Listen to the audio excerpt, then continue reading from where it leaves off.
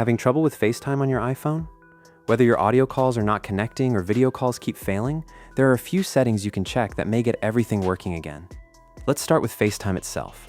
Open the Settings app, scroll down and tap Apps, and then navigate to FaceTime.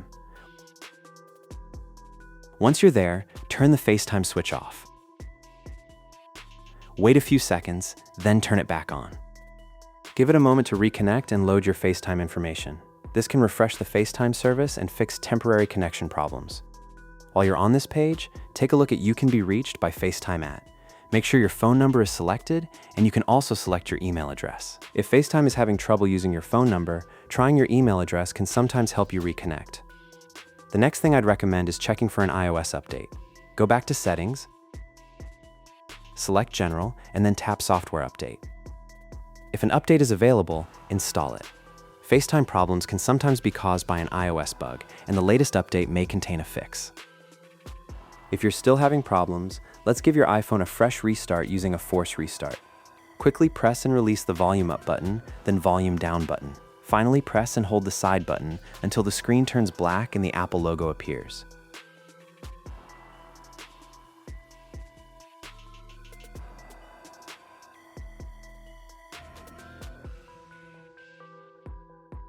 This won't erase anything from your iPhone.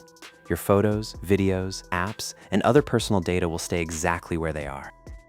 A force restart simply reloads the system and can clear temporary software issues. If FaceTime still isn't working after that, you can try resetting your iPhone settings.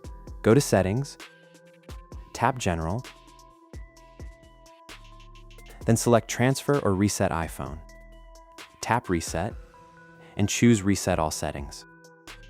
This will reset things like your network, privacy, keyboard, and other system settings, but it won't delete your personal data.